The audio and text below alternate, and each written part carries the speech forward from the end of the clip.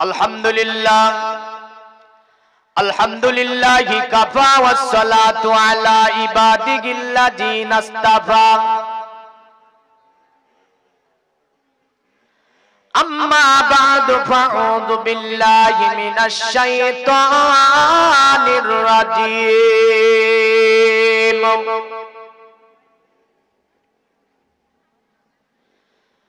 বিসমিল্লাহির রাহমানির রহিম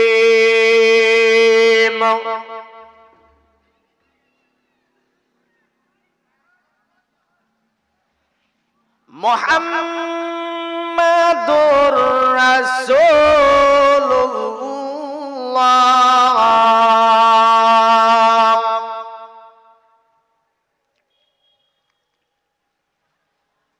قال الله تعالى في كلامه المجيد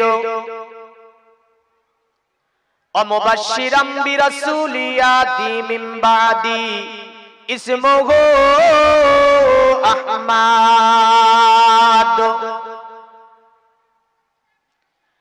إن الله وملائكته يصلون على النبي يا أيها الذين آمنوا صلوا عليه وسلموا تسليما اللهم صل على سيدنا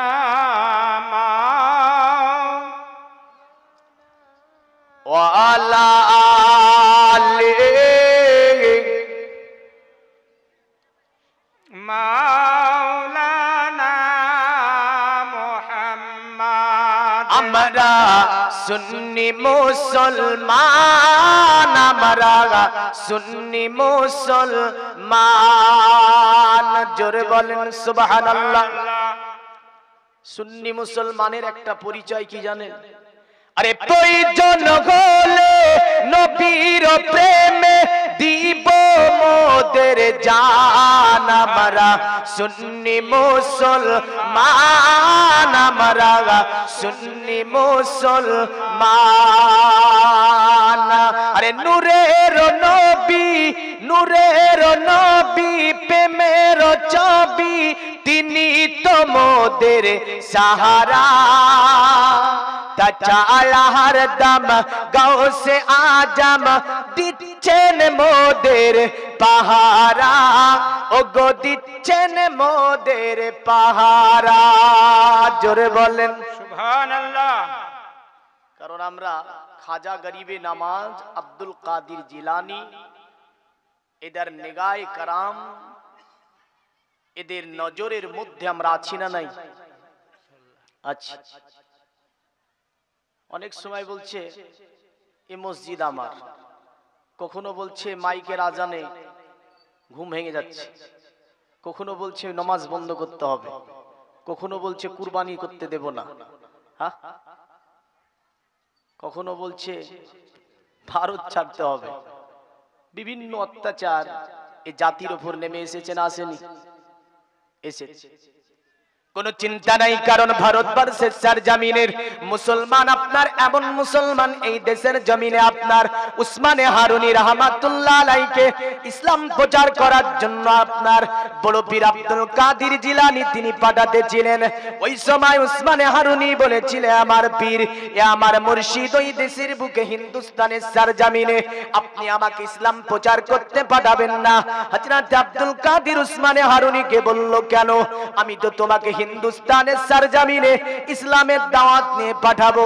হযরত উসমান হারুনি বলেছিল, আমার পীর, আমার মুর্শিদ ওই হিন্দুস্তানের সরজমিনে আমাকে দিয়ে আপনি ইসলাম প্রচার করাবেন না, কারণ ওই হিন্দুস্তানের সরজমিনে নবী বংশের সন্তানদের ইসলাম প্রচার করিয়ে দিন। কারণ আমি উসমান হারুনি জানি পৃথিবীর জমিনে যে দেশের বুকে নবী বংশের সন্তান যাবার পরে ইসলাম প্রচার করে, খোদার কসম কিয়ামত পর্যন্ত ওই দেশ থেকে ইসলাম মিটানো সম্ভব নয়। সুবহানাল্লাহ, সুবহানাল্লাহ। ইসলামের বড় বড় দুশমন জালিম বর্তমানে দেখা যাচ্ছে, আগেও ছিল, এখনো আছে, কিন্তু ইসলামের কিছু করতে পারেনি, কিয়ামত পর্যন্ত পারবে না। আব্দুল কাদের বলেছিল, আচ্ছা উসমান হারুনি বলো তুমি কি বলতে চাও? বলেছিল, আমার পীর, আমার মুর্শিদ, আমার একজন মুরিদ আছে যার নাম হচ্ছে খাজা গরিবে নওয়াজ। অতএব এই খাজা গরিবে নওয়াজ হচ্ছে অতএব নবী বংশের সন্তান। হিন্দুস্তানের সরজমিনে আপনি ইসলাম প্রচার করিয়ে দিন খাজা গরিবে নওয়াজকে দিয়ে। খোদার কসম কিয়ামত পর্যন্ত হিন্দুস্তানের সরজমিনে বড় যতই জালিম আসুক না কেন, যতই ইসলামের দুশমন আসুক না কেন, যতই অত্যাচারী বাদশা যাক না কেন, হিন্দুস্তানের সরজমিনে কিয়ামত পর্যন্ত হিন্দুস্তানের মুসলমানদেরকে মিটানো সম্ভব হবে না। নারায়ে তাকবীর, নারায়ে रिसालत, मसला के आला हजरत, पीर के दामन नहीं छोड़ेंगे, खजा के दामन नहीं छोड़ेंगे, गौस के दामन नहीं छोड़ेंगे। नाराये तकबीर, नाराये যত বড় জালিমি আসুক না কেন, ইসলামের দুশমন আসুক না কেন, এই হিন্দুস্তানের সরজমিনের থেকে ইসলাম মিটানো সম্ভব? সম্ভব? সম্ভব নয়। কারণ ওই সময়তে খাজা উসমান হারুনি বলেছিল, খোদার কসম বলছি, যে দেশের বুকে নবী বংশের সন্তান যাবার পরে ইসলাম প্রচার করবে, ওই দেশ থেকে ইসলাম মিটবে না। তা আমাদেরকে বহু চক্রান্ত চালাচ্ছে, কোনো ভয় নাই। আমাদের দোষে আমরা অত্যাচারিত হয়েছি, কিন্তু যদি আপনি সত্যকারী মুসলিম হন, রাসূলের উপদেশগুলো মেনে যেতে পারেন, কোন পৃথিবীর জাতি এই জাতিকে নষ্ট করতে পারবে না। কবিতাই বলেছে, আরে ভারতের রাজা আজমির খাজা, তিনি তো মোদের নিগাহবান। আমাদের সরতাজ আলা হযরত মুস্তাফা রাজা খান। আমরা সুন্নি মুসলমান, আমরা সুন্নি মুসলমান। আরে প্রয়োজন হলে নবীর প্রেমে দিব মোদের জান। আমরা সুন্নি মুসলমান, আমরা সুন্নি মুসলমান। ঘুম পায় আপনাদের? পাই না তো? তাহলে একটু জাগানোর জন্য বলছি, ওয়াজে চলে যাব, কারণ ঘুমাবেন না। আমাদের শান এটাই তো মহান, হয়েছি নূর নবীর গোলাম। জোরে বলেন, আমরা সুন্নি। আমাদের শান এটাই তো মহান, হয়েছি নূর নবীর গোলাম। উঠতে বসতে চলতে ফিরতে করি নবীজি কে সালাম। ওগো করি নবীজি কে সালাম। কখনো পড়ি বালাগাল ওলা, কখনো পড়ি ইয়া নবী, কখনো আবার দরুদ পড়ি তাজা করি মোদের ঈমান। ওগো তাজা করি মোদের ঈমান। আমরা সুন্নি মুসলমান, আমরা সুন্নি মুসলমান। প্রয়োজন হলে নবীর প্রেমে দিব মোদের জান। আমরা সুন্নি মুসলমান, আমরা সুন্নি মুসলমান। আল্লাহ সাল্লি আলা মাওলানা মুহাম্মদ ওয়া আলা আলি সাইয়্যিদিনা মাওলানা মুহাম্মদ। আলহামদুলিল্লাহ, যাবতীয় তারিফ, প্রশংসা, গুণগান, গুণকীর্তনা, আরাধনা, উপাসনা সেই মহান স্রষ্টা রব্বুল আলামিনের জন্য, যিনি সন্ধ্যা থেকে নিয়ে এখনো পর্যন্ত সুন্দর পরিবেশে এই দুয়ার মাহফিলে, গোরস্থান ময়দানে রাত্রির আরামকে হারাম করে বিভিন্ন জায়গা থেকে বাছাই ছাঁটাই করে এনে একটা মূল্যবান সময়ে আমাদেরকে ধৈর্য সহকারে বসার তৌফিক এনায়েত করেছেন। যে আল্লাহ পাক হায়াত দাতা, রিজিক দাতা, পালন কর্তা, ভূপতি বিশ্ব পালক, অল পৃথিবীর মধ্যে ইস্তালে খাদ্যের সুমাল বন্টনকারী, সে আল্লাহ পাকের অশেষ শুকরিয়া। সকলে বলি আলহামদুলিল্লাহ। আলহামদুলিল্লাহ। অতঃপর শেষ নবী, দয়ার নবী, মায়ার নবী, হায়াতুন নবী, জিন্দা নবী, নবী আরবি, হাশমি, কুরাইশি, মামিনার লাল, মরুর দুলাল, আকায়ে নামদার, মাদানিয়ে তাজদার, মক্কি সরকার, সৈয়দ আবরার ও আখিয়ার, যাকে তৈরি না করলে আল্লাহ চন্দ্র, সূর্য, গ্রহ, তারা, নক্ষত্র, জমিন ও আসমান, মানব ও দানব, আমার আল্লাহ কিছুই সৃষ্টি করতেন না, সেই নবীর ওপরে লাখো কোটি দরুদ ও সালাম অর্পিত বর্ষিত হোক। সকলে বলি আল্লাহুম্মা আমিন। আল্লাহুম্মা আমিন। মানুষ দ্বারা বহু কিছু হয়, হয় না? হয় না গো? হয় না? আবার মানুষও দেখা যায় বহু রকমের থাকে, থাকে না? থাকে। কিছুদিন আগে বলতে গত কাল তার আগার রাত্রিতে আমি ছিলাম, ওটা হচ্ছে দক্ষিণ 24 পরগনা সাগর জায়গাটার নাম। আমি যখন যাচ্ছিলাম ওখানে ট্রেন থেকে নেমে টুকটুতে চাপলাম, তো এক ওং শান্তি ভগবত, ওই যে পরে ঠাকুরগুলো, একই টুকটুকুতে আমরা দুজন মৌলবি আর একটা ঠাকুর উঠেছে, বুঝলি? তা আমার কিন্তু মন্ত্রগুলো মনে পড়ছে, মন্ত্রগুলো আমার মনে পড়ছে। তো অন্য ধর্মের যারা, হিন্দু ধর্মের যারা, মানে ওর হাতে একটা ত্রিশূল আছে, ত্রিশূলের মাথাটাই অং লেখা আছে। কি লেখা আছে? অং। ওই যে মন্দিরগুলো থাকে দেখেন, আমার ওয়াজে দুটি পাঠ থাকছে আজ। কটা পাঠ? প্রথম নম্বরে আমি মহাভারত, বেদ, কোরআন ও পুরাণ, এই থেকে একটা অংশ। দ্বিতীয় অংশ থাকবে কোরআন, হাদিস, ইজমা এবং কিয়াস। শুনবেন? দুটি পাঠ করে দিলাম। তো প্রথম আমি আনবো সনাতন ধর্মের মধ্য থেকে কি বলা হলো, অতঃপর আমি আসবো আমার ইসলাম ধর্ম কি বলেছে। তো ওখানে লেখা আছে অং। আচ্ছা, এটার অর্থটা কি গো? টুং টুং টুং টুং টুং টুং করে বাজায়, আর দেখবেন মন্দিরের মধ্যে যায়, টুং টুং করে বাজায় আর মন্দিরে যায়। ওটা কি বলে? অং শান্তি ভগবত। মানে তারা বলে যেখানে শান্তি সেখানে ধর্ম, যেখানে ধর্ম সেখানেই শান্তি। জোরে বলে। আর ইসলাম এটা বলে যেখানে ধর্ম সেখানে শান্তি, যেখানে শান্তি সেখানে ধর্ম। একজন ব্যক্তি টুংটুঙি বাজাচ্ছে, হাতে একটা ঝুড়ি আছে, ঝুড়ি, ওতে কিছু ফুল আছে, তাতে গঙ্গা জল রাখা আছে। ওই গঙ্গা জল নিয়ে গিয়ে ছিটিয়ে দেয়, একটা ফুলে গঙ্গা জল দেয়, ছিটিয়ে দেয়, আর মন্ত্র পড়ে, মানে পূজা দেয়। কি দেয়? পূজা দেয়। চলে যাচ্ছে একজন মসজিদের ইমাম সাহেব, একদম মসজিদের গেটে দাঁড়িয়ে আছে। খুব মনোযোগ দেবেন। সকালবেলায় ফজরের নামাজ কমপ্লিট করে ইমাম সাহেব গেটে দাঁড়িয়ে আছে, আর পুরোহিত ও যাচ্ছে পূজা দিতে। আর ইমাম সাহেবের ডিউটি হচ্ছে ফজরের নামাজ পড়ে ও মসজিদের গেটে দাঁড়িয়ে আছে। ইমাম সাহেবকে একটা কাজ দিয়েছে একজন আল্লাহর ওলি। জোরে বলেন সুবহানাল্লাহ। একজন আল্লাহর ওলি। তো এই ব্যক্তি টুং টুং টুং টুং টুং টুং টুং টুং করে বাজাচ্ছে আর রাস্তা দিয়ে চলে যাচ্ছে। মৌলভী সাহেব বলছে, ঠাকুর মশাই দাঁড়ান, দাঁড়ান। পুরোহিত বলছে, মৌলভী সাহেব আপনি কেন আমারে দাঁড়াতে বলেন? আপনার ডিউটি তো ফজরে শেষ হয়ে গিয়েছে, আবার জোহরে আপনার ডিউটি পড়বে। কারণ ইমাম সাহেব ফজরের নামাজ পড়িয়ে দিয়েছে, আবার আপনার জোহরের নামাজে ওকে অংশগ্রহণ করতে হবে।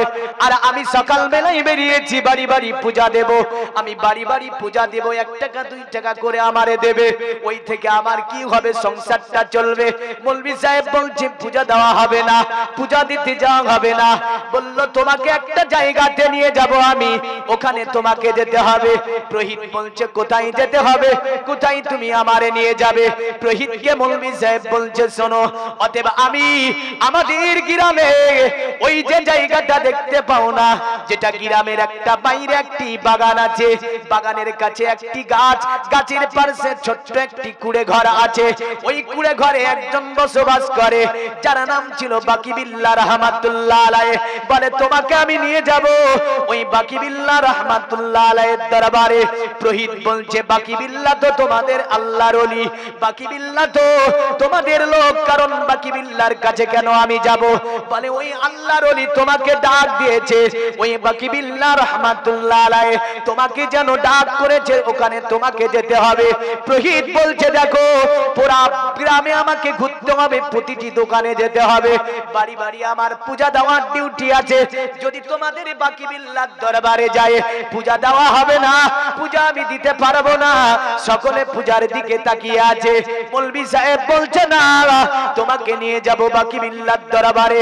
প্রহিত বলছে না, আমি পূজা দেওয়ার কাজ সর্বপ্রথম কমপ্লিট করব, অতঃপর বাকিবিল্লাহর দরবারে আমি দেখা করে নেব।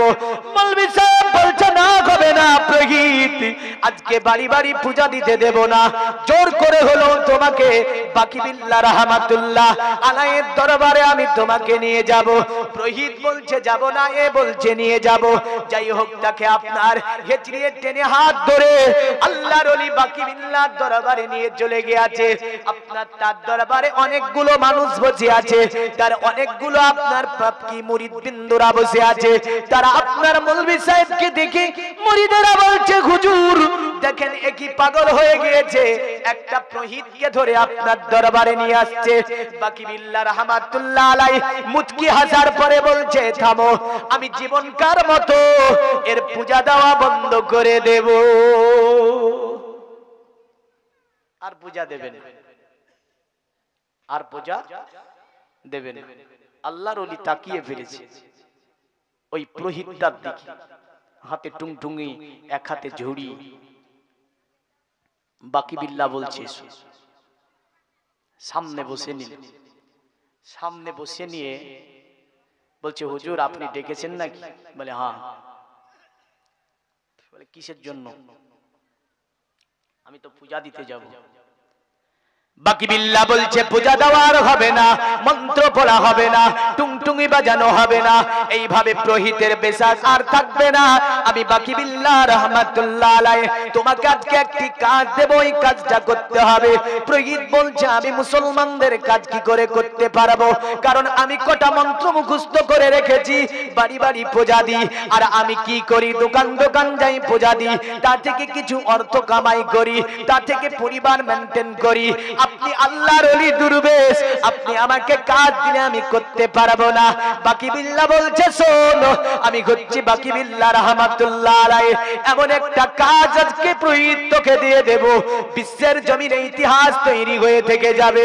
তিনি বলছে প্রহিত আজ থেকে এই গ্রামের মসজিদটাতে তারাবি শুরু হচ্ছে, কারণ রমজানের মাস আপনার আগত হয়ে গিয়েছে। শাবানুল মুআজ্জমের 29 তারিখে ওই প্রহিতকে ধরেছে কে? ওই প্রহিতকে ধরেছে আপনার মৌলভী সাহেব, মানে ইমাম সাহেব ধরেছে। আর বাকিবিল্লাহ বলছে আজকে রাত্রি থেকে তারাবির নামাজ শুরু হবে, আজকে রাত্রি থেকে তারাবির নামাজ পড়াতে হবে এই মসজিদে, সেটা হবে খতম তারাবি। জোরে বলবেন না সুবহানাল্লাহ, সুবহানাল্লাহ, খতম তারাবি। তো বলেন একটা ঠাকুরকে, প্রহিতকে যদি বলে যে আজকে আমাদের মসজিদে আজ থেকে তারাবি শুরু হবে, খতম তারাবি পড়াতে হবে, তো প্রহিত কি বলবে গো? হ্যাঁ কি বলে, আমি প্রহিত আর আমাকে বলছে খতম তারাবি। বলে হুজুর মাফ করে দেবেন, আমি খতম তারাবি তো তারাবি, আমি নামাজও পড়াতে পারবো না, মুসলমানের কোন মন্ত্র আমার মধ্যে নাই, কেবলমাত্র মুসলমানদের মন্ত্র তার জানা আছে এটাই, লা ইলাহা ইল্লাল্লাহ ইলা ইলাহা পরমপদম জন্ম বৈকুণ্ঠে পারপ, জন্ম বৈকুণ্ঠে পারপ অনিতাতে জাপি নামে মুহাম্মাদাম। যারা লা ইলাহা ইল্লাল্লাহ পড়বে ওরা অতি সম্মানের অধিকারী হবে, আর যারা মুহাম্মাদুর রাসূলুল্লাহর নামকে জপে নেবে ওরা যেন জান্নাতের অধিবাসী হবে। জোরে বলেন সুবহানাল্লাহ।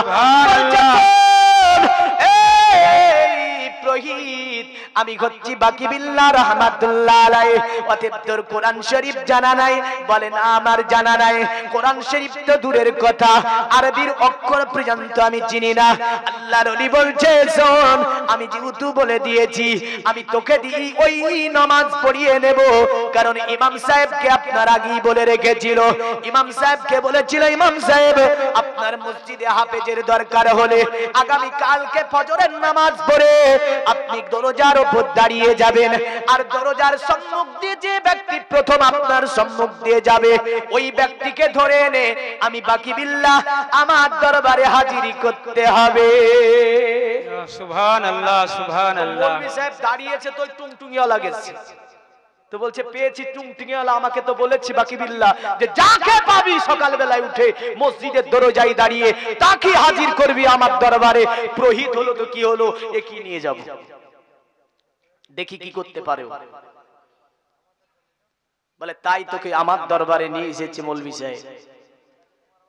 তো বাকি বিল্লাহর নজর পড়ে গিয়েছে তার উপরে। কবি বলেন নেগাহে ওয়ালি মে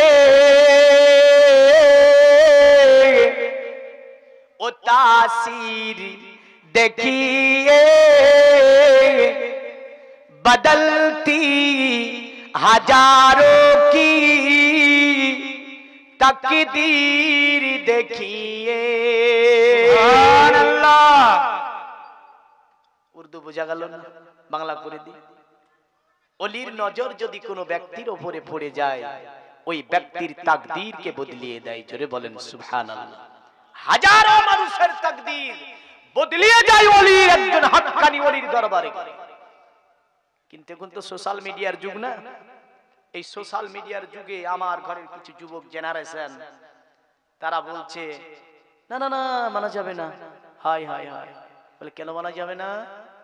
বলে মানলে শিরিক হয়ে যাবে। এই মানলে শিরিক হয়ে যাবে, কোরআনের আয়াতকে অস্বীকার করলে তুমি মুসলমান থেকে বাদ হয়ে যাবে। সেটা জানা নেই, কারণ এখন যা শুরু করেছে বুঝলেন, শয়তান বলছে যে আমি আরাম পেলাম। কেন? শয়তানের ডিউটিতে কিছু মানুষকে কাজ শয়তান দিয়ে দিয়েছে। যেমন একটা মমতাজুল ইসলাম, ওকে বলেছে তোকে নিয়োগ করে দিলাম। শয়তান দেখছে যে তুই এমন কাজ পারিস যে আমি শয়তানও ওই কাজ পারি না। কেন? বলে তুই যে বলে দিয়েছিস শবে বারাতের রোজা রাখলে জাহান্নামে যাবে, আমি ইবলিস ওই কথাটা আজ পর্যন্ত বলতে পারি না। হ্যাঁ, ইবলিস বলছে তোকে আমি ডিউটি লাগিয়ে দিলাম, আমি বসলাম, এখন ছুটি নিলাম আমি। আর একজন দাঁড়িয়েছে, ও আবার বলছে শবে বারাতের দিনে নাকি মসজিদে ইবাদত করলে, ও আবার সোশ্যাল মিডিয়াতে বলেছে বেশ্যাখানায় কাটানো নাকি এর চাইতে উত্তম হবে। নাউজুবিল্লাহ বলবেন না? নাউজুবিল্লাহ। কি নাম? নামটা কি? কামরুজ্জামান। তো শয়তান বলছে বাইরে এতদিন শয়তানি করে আসলাম, কামরুজ্জামান তোর মতো শয়তানি করতে পারিনি। এত বড় কথা আমি শয়তান বলতে পারিনি যে আল্লাহর ঘর মসজিদে ইবাদতের উদ্দেশ্যে কেউ যদি নামাজ পড়ে সেটাকে তুই এমন জায়গার সঙ্গে তুলনা করলি যে আমি ইবলিস শয়তান ওটা করতে পারি নি। তো শয়তান বলছে তোকে আমার ডিউটিটা দিলাম, আমি তোর কাছে হার মানলাম। মানে শয়তানি করাতে এই কামরুজ্জামানের কাছে ইবলিসও হার মেরে গেল। আর একজন বেরিয়েছে, ও আবার বলছে আল্লাহ, এভাবে পড়েছে তাই বলছে ছাল্লি আলা। ওই যে ব্যঙ্গ করছিল রসুলের দুরুদকে নিয়ে, ভুড়িটা এরকম মোটা, ইয়াসিন নাম, এরকম মোটা ভুড়ি, রসুলের দুরুদকে নিয়ে ব্যঙ্গ করে। তো ইবলিস বলছে রে তোকে একটা এজেন্ট দিয়ে দিলাম আমি, যা। তাহলে কয়েক কটা এজেন্ট যদি ইবলিস দিয়ে দেয়, ইবলিসের কাজ তো সহজ হয়ে গেল না। ইবলিস বলছে আমি এবার বসলাম, তোরা কাজ চালা, কারণ আমার চেয়ে তোরাই আমার এগিয়ে আছিস। তো ইবলিস বলছে যে এদেরকে আমি সামনে দিলাম, আমি পেছনে হলাম। হায় হায় হায় হায়, কোন যুগ চলছে বাবা। সোশ্যাল মিডিয়াতে আমার ঘরের যুবক জেনারেশন যারা, তারা বলছে এগুলোকে মেনে বলছে না না না না না ইবাদত করা যাবে না। তারপরে আবার বলছে রোজা রাখা যাবে না। মা বাপ রোজা রেখেছে, মা বাপের উপরে ফতোয়া দেয় মা বাপকে রোজা রাখা যাবে না, হুজুর বলে দিয়েছে জাহান্নামে যাবে। নাউজুবিল্লাহ। খবরদার এই ফিতনার মধ্যে পড়বেন না। বাকিবিল্লাহ রাহমাতুল্লাহ আলাইহি তিনাকে বসিয়ে নিল পৃথিবীর মুমিন মুসলমান বাকিবিল্লাহ রাহমাতুল্লাহ আলাইহি বলছে প্রহিত আমি বাকিবিল্লাহ রাহমাতুল্লাহ আলাইহি আজকে রাত্রি থেকে তারাবির নামাজ শুরু করতে হবে। এই ব্যাপারে আমি যা দেওয়ার আমি তা তোমাকে শিখিয়ে দেব। প্রহিত অনুনয় বিনয় করে বলছে হুজুর আপনার দরবারে আমি এসেছি, মৌলভী সাহেব জোরপূর্বক ভাবে আমাকে এনেছে, অনেক কাজ বাকি আছে আমার, কারণ আমি একটা প্রহিত, আমি হিন্দু ধর্মের প্রহিত, আমি পূজা করি তারাবি পড়াতে পারবো না। তবুও বলছেন আপনি খতম তারাবি পড়াতে হবে। আল্লাহর ওলি বলছে শোন প্রহিত, তুই বল যে তারাবি পড়াবি নাকি প্রহিতি করবি, কারণ তুই যদি বলিস তারাবি পড়াবো, আমি আল্লাহর ওলি বাকিবিল্লাহ রাহমাতুল্লাহ আলাইহি কথা দিচ্ছি আজকে রাত্রি থেকে মসজিদে তারাবির নামাজ শুরু হবে, আর ওই তারাবির নামাজ তুই পড়াতে পারবি। জোরে বলেন সুবহানাল্লাহ। প্রহিত দেখছে জীবনে অনেক মন্ত্র পড়েছি, মনোঋষি দেখেছি, এমন করে আমি বিভিন্ন মন্ত্র পড়েছি, কিন্তু এই বাকিবিল্লাহর মধ্যে কি আছে যে আমাকে সে বলে যে এক রাত্রিতে আজকে রাত্রি থেকে আমি নাকি তারাবির নামাজ পড়াতে পারবো। দেখি তো এর মধ্যে কি আছে। বলছে প্রহিত হুজুর বলেন কি করতে হবে। যদি আমি তারাবির নামাজ পড়তে যাই, বাকিবিল্লাহ বলল টুংটুঙ্গি ছেড়ে দিতে হবে, ওই যে পূজা দেওয়া ছেড়ে দিতে হবে। একমাত্র এমন একটা মন্ত্র প্রথমে পাঠ করতে হবে, প্রথমে পবিত্র হতে হবে। বলল হুজুর কি করে পবিত্র হওয়া যায়। বলল গোসল করে নিতে হবে। ওকে গোসল করানো হলো। গোসল করানোর পরে বাকিবিল্লাহ রাহমাতুল্লাহ আলাইহি বলে আমি একটা মন্ত্র বলবো, এবার তুমিও ওই মন্ত্রটা বলবে। প্রহিতকে গোসল করিয়ে এনে বাকিবিল্লাহ রাহমাতুল্লাহ আলাইহি সম্মুখে বসে দেওয়া হলো। এখন আপনার বাকিবিল্লাহ বলছে প্রথম নম্বরে তোমাকে পড়তে হবে তওবা আস্তাগফিরুল্লাহ। পড়ানোর পরে তাকে বলছে পড়তে হবে এমন একটা মন্ত্র, মন্ত্রটি হচ্ছে লা ইলাহা ইল্লাল্লাহ মুহাম্মাদুর রাসূলুল্লাহ, আল্লাহ ভিন্ন কোনো মাবুদ নাই, আর মুহাম্মদ হচ্ছে আল্লাহর রাসূল। এটা অন্তরে বিশ্বাস করতে হবে এবং জবানে পড়তে হবে। জোরে বলেন সুবহানাল্লাহ। ওই প্রহিত বসে বসে বলছে হুজুর অন্তর থেকে পড়ে নিলাম লা ইলাহা ইল্লাল্লাহ, আল্লাহ ছাড়া কোনো উপাস্য নাই, আল্লাহ ছাড়া কোনো মাবুদ নাই, আল্লাহ ছাড়া কেউ দুনিয়াতে ইবাদতের উপযুক্ত নাই। এটা শুধু যে আপনি বলবেন, এটা বাকিবিল্লাহ রাহমাতুল্লাহ আলাইহি তিনি নাকি পড়িয়েছিলেন, নাকি বেদ আছে। বেদের মধ্যে দেখতে গেলে দেখতে পাবেন ইল্লা কুরবাতিল্লাল্লাহ তিল্লাল্লাহ, ইল্লাল্লাহ জিকির ছাড়া পৃথিবীর জমিনে আর কোনো জিকির হতে পারে না। ইল্লাল্লাহ জিকির ছাড়া পৃথিবীতে আর অন্য কোনো জিকির হতে পারে না। তোরা যদি জিকির করতে চাস এক আল্লাহ জিকির করে নে, যদি বাঁচতে চাস এক আল্লাহ জিকির করে নে, কারণ পৃথিবীতে সর্বোত্তম জিকির যেটা, সেটার নাম হচ্ছে আল্লাহ জিকির। হাদিস শরীফ দেখতে গেলে দেখা যায় রাসূলুল্লাহ এভাবে বলেছেন আফজালুজ জিকরে কালেমা লা ইলাহা ইল্লাল্লাহ মুহাম্মাদুর রাসূলুল্লাহ সাল্লাল্লাহু আলাইহি ওয়াসাল্লাম। পৃথিবীর জমিনে সর্বোত্তম জিকিরের নাম হচ্ছে লা ইলাহা ইল্লাল্লাহ, লা ইলাহা ইল্লাল্লাহ, লা ইলাহা ইল্লাল্লাহ। এই লা ইলাহা ইল্লাল্লাহ মুহাম্মাদুর রাসূলুল্লাহ সাল্লাল্লাহু আলাইহি সাল্লামের উপরে আর কোন জিকির দেখা যায় না। জোরে বলেন সুবহানাল্লাহ। তাই বেদ বলল ইল্লা কুরবাতিল্লাল্লাহ তিল্লাল্লাহ, পৃথিবীতে ইল্লাল্লাহ জিকির অতি উত্তম জিকির। এই জিকিরটা কি করতে হবে? জোরে বলেন সুবহানাল্লাহ।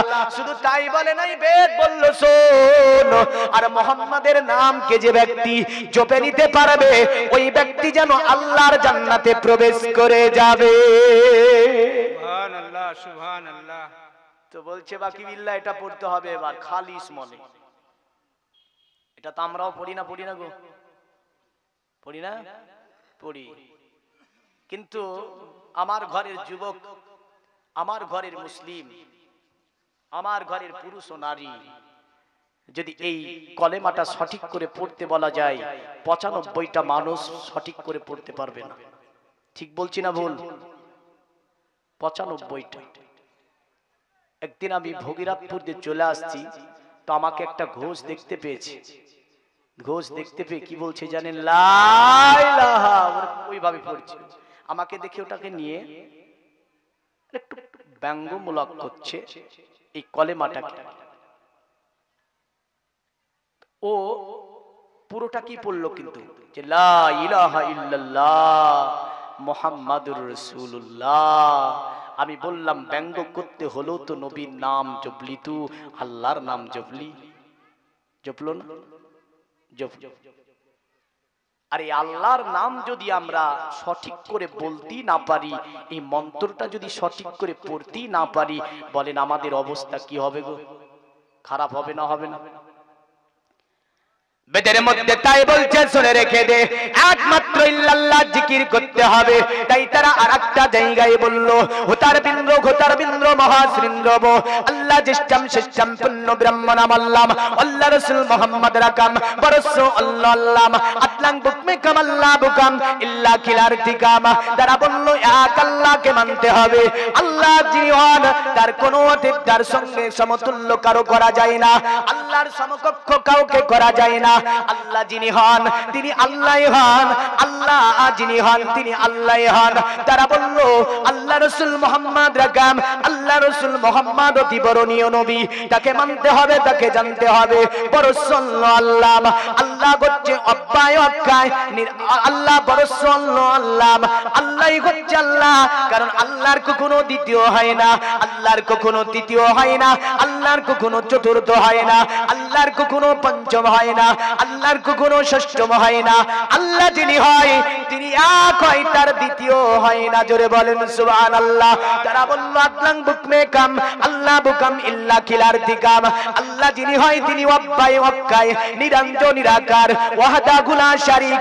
আল্লাহকে অঙ্কন করা সম্ভব নয়, আল্লাহকে কখনো আপনার আকারে আনা সম্ভব নয়, আল্লাহর মূর্তি তৈরি করা সম্ভব নয়। আল্লাহ যিনি হন তিনি নিরাকার, অতএব তিনি এমন সত্তা যাকে আকারে আনা সম্ভব হবে না। আর আল্লাহ যিনি তিনি লাম আকারে বসবাস করে, সৃষ্টির জন্য যেটা প্রযোজ্য হয় স্রষ্টার জন্য সেটা হয় না। তো বলছে বাকি বিল্লাহ বলছে এটা তোমাকে পড়তে হবে কি থেকে? অন্তর থেকে। তো ওই পুরোহিত পড়ে নিচ্ছে, কারণ পুরোহিতকে হেদায়েত আল্লাহ দিয়েছে। জোরে বলেন সুবহানাল্লাহ। হেদায়েত কে দিয়েছে? আল্লাহ। কিন্তু হেদায়েত ওসিলা ছাড়া দেয় না, না দেয় গো? যারা বলেছে ওসিলা মানা হারাম, ওসিলা মারা হারাম, তো তুই হলি কি করে রে? বাপ মায়ের ওসিলাতে সন্তান হয়, ঠিক বলছি না? ওসিলা ছাড়া হবে না।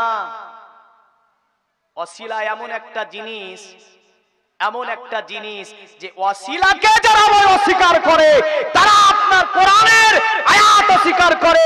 আল্লাহ রাব্বুল আলামিন তিনি বলেছেন যে তোমরা কি করো? ওসিলা তালাশ করো, ওসিলা ধরো, ওসিলা ছাড়া কখনোই হতে পারে না। আচ্ছা, এই দ্বীনে ইসলাম আল্লাহ ডাইরেক্ট আমাদেরকে দিতে পারে না? পারে না? হেদায়েত আল্লাহ ডাইরেক্ট ফেলতে পারে না? পারে না? কিন্তু যুগে যুগে এত নবী পাঠানোর কি দরকার ছিল গো? ডাইরেক্টই আল্লাহ হেদায়েত দিতে পারে, কিন্তু আল্লাহ বলছে না, আমি যুগে যুগে তোমাদের কাছে নবী পাঠিয়েছি, এই হেদায়েত যারা নবীকে মেনেছে তাদেরকে আমি আল্লাহ হেদায়েত দিয়েছি। জোরে বলেন সুবহানাল্লাহ। তাদের কি আমি আল্লাহ হেদায়েত দিয়েছি। তো পড়ছে আপনার, ও পড়ে নিল লা ইলাহা ইল্লাল্লাহ মুহাম্মাদুর রাসূলুল্লাহ। মুহাম্মদ হচ্ছে আল্লাহর রাসূল, মুহাম্মদ আল্লাহর রাসূল। কারণ কোরআনের মধ্যে আল্লাহ বলেছে মান আমানা বিল্লাহি ওয়া রাসূলিহি, তোমরা ঈমান আনো আল্লাহর উপরে আর ঈমান আনো রাসূলুল্লাহর উপরে। কেউ যদি বলে আল্লাহর উপরে ঈমান আনবো, রাসূলুল্লাহর উপরে আনবো না, ওকে মুসলিম বলা যাবে না। কেউ যদি বলে আল্লাহকে মানবো, রাসূলুল্লাহকে মানবো না, ওকে মুসলিম বলা যাবে না। কেউ যদি বলে আল্লাহকে মানবো, রাসূল রাসূলুল্লাহকে জানবো না, ওকে মুসলিম বলা যাবে না। আল্লাহ বলছে আমি আল্লাহ, আমাকে মানো ও আমার রাসূলকে মানো। জোরে বলেন সুবহানাল্লাহ। তো এই ব্যক্তি মুহাম্মাদুর রাসূলুল্লাহ এত দূর পড়ে নিয়েছে, বাকি বিল্লাহ রাহমাতুল্লাহ আলাইহি তার সম্মুখে হামাগুড়ি দিয়ে বসে আছে। তাকে নিয়ে আল্লাহর ওলি মুশাহিদা মুরাকাবায় বসে গেলেন। আল্লাহর ওলি বলছে, এ প্রগীত, এখন আর তুমি হিন্দু ধর্মে নাও, কারণ তুমি মুসলমান হয়ে গিয়েছো। যেহেতু তুমি লা ইলাহা ইল্লাল্লাহ মুহাম্মাদুর রাসূলুল্লাহ ইকরার বিল লিসান তাসদিক বিল কালবের সঙ্গে পড়েছো, তুমি এখন ঈমানদার হয়েছো, ঈমান এনেছো। আল্লাহর ওলি বাকি বিল্লাহ রাহমাতুল্লাহ আলাইহি তাকে সম্মুখে বসে নিয়ে বলছে, এবার তুমি পড়ো আউযু বিল্লাহি মিনাশ শাইতানির রাজিম বিসমিল্লাহির রহমানির রহিম। আপনার এইভাবে পড়িয়ে সূরাতুল ফাতিহা, সূরা ইখলাস পড়ালো, এমন করে আপনার সূরা নাস ফালাক পড়ালো, দুরূদ শরীফ পড়ালো, চোখে বন্ধ করে রেখেছে। আল্লাহর ওলি বাকি বিল্লাহ রাহমাতুল্লাহ আলাইহি তাকে আপনার এগুলো পড়িয়ে দিয়ে বুকের সঙ্গে জড়ে ধরে একটা চাপ দিয়ে বলছে, কিছু কি তুমি দেখতে পেলে? বলে না হুজুর, কিছু দেখতে পাই না। আবার মুশাহিদা মুরাকাবা করালো, বুকের সঙ্গে জড়িয়ে টাচ দিল, বলে কিছু কি তুমি দেখতে পাও? বলে না হুজুর, কিছু দেখতে পাই না। আল্লাহর ওলি আল্লাহকে বলছো, গো আমার আল্লাহ, দুনিয়ার জমিনে তোমাকে পাবার জন্য পৃথিবীর আরাম আয়েশকে আমি বাকি বিল্লাহ সব বর্জন করে দিয়েছি। পৃথিবীর জমিনে বিবি বাচ্চা ঘর সংসারকে পরিত্যাগ করে দিয়েছি। আমি বাকি বিল্লাহ রাহমাতুল্লাহ আলাইহি আমি তো আমার জন্য কিছু চাই না, আমার জন্য কিছু করতে চাই না আল্লাহ। যেহেতু আমি ইমামকে কথা দিয়েছিলাম যে ফজরের নামাজ পড়ে যাকে সম্মুখে পাবি আমি বাকি বিল্লাহ আমার দরবারে ধরে আনবি, ওই ব্যক্তিকে দিয়ে আমি মসজিদে এবার খতম তারাবি পড়িয়ে নেব। জোরে বলেন সুবহানাল্লাহ। আল্লাহ আমি কথা দিয়েছিলাম, ওই মোতাবিক একটা প্রহিতকে ধরে এনেছে। ওগো আমার আল্লাহ, আমি জানি হেদায়েতের মালিক হচ্ছে তুমি, তুমি তাকে হেদায়েত দিয়েছো, কিন্তু আমি আল্লাহর ওলি বাকি বিল্লাহ তোমার কাছে একটু সাহায্য চাই আল্লাহ। কারণ পৃথিবীতে এমন কোনো কাজ নাই যে তোমার ইশারা যা পেলে হবে না, এমন কোনো কাজ নাই আল্লাহ। কারণ তোমার কুদরত পৃথিবীতে কোনো জ্ঞান দ্বারা বোঝা যায় না আল্লাহ। কারণ পৃথিবীতে তুমি যখন ঈসা নবীকে পাঠালে, বিনা পাপ দ্বারা ঈসা নবীকে মারিয়ামের গর্ভে দিলে, দুনিয়ার জমিনে পাঠিয়ে দিলে আল্লাহ।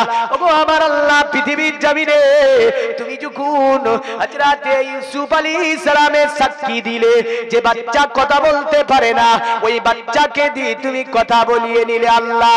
ওগো আমার আল্লাহ, পৃথিবীর জমিনে তুমি সমস্ত কিছু করতে পারো, কারণ সব শক্তি তোমার কাছে আছে আল্লাহ। আমি তোমার কাছে দোয়া করি আল্লাহ, তুমি এই ব্যক্তিকে কোরআনের হাফিজ বানিয়ে দাও। দোয়া কবুল হবে না হবে না? যদি আল্লাহকে ডাকতে জানে, চাইতে জানে, হবে না?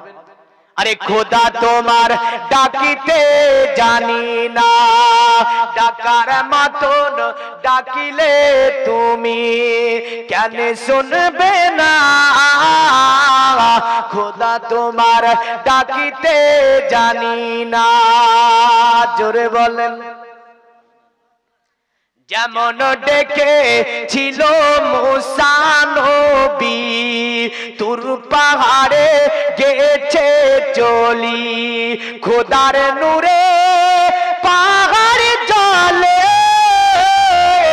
মুসা জলে না।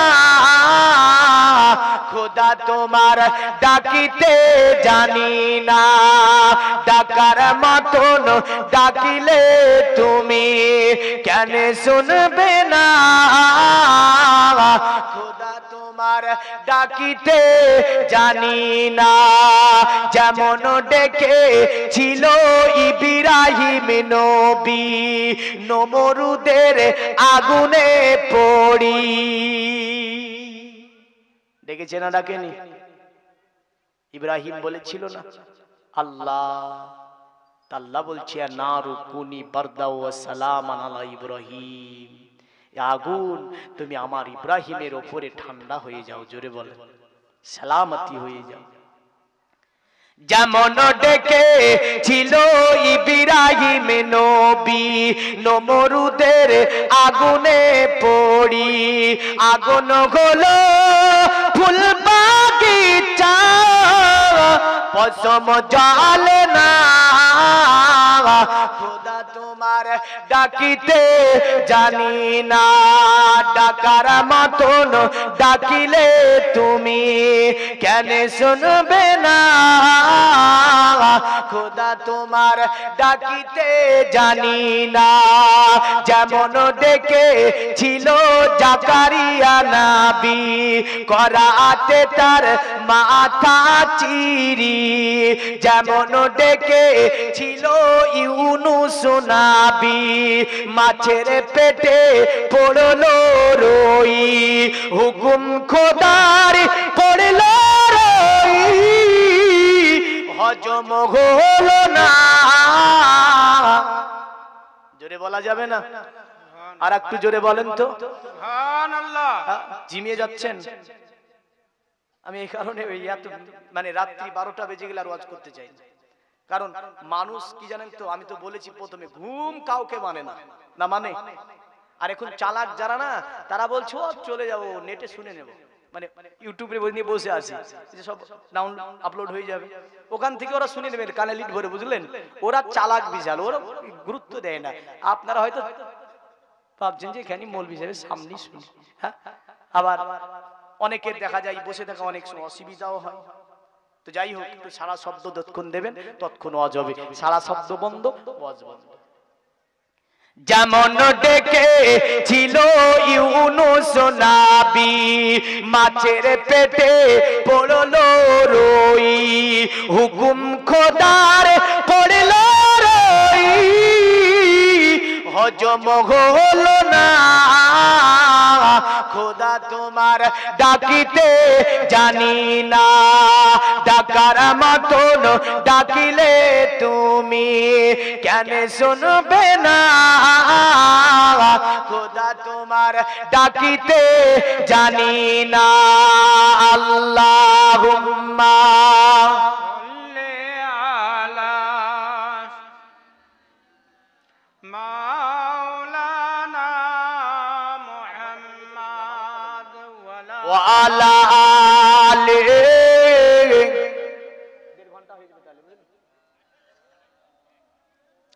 মাওলানা পৃথিবীর মুমিন মুসলমান বাকি বিল্লাহ রাহমাতুল্লাহ আলাইহি আল্লাহর কাছে দোয়া করে দিয়েছে তৃতীয়বার মুশাহিদা মুরাকাবায় নিয়ে বসে গেলেন বুকের সঙ্গে ধরে নিলেন আল্লাহর কাছে চাইলেন দোয়া আমার আল্লাহ ওই প্রগীতকে পড়া 30 পারা কোরআনের হাফিজ বানিয়ে দিল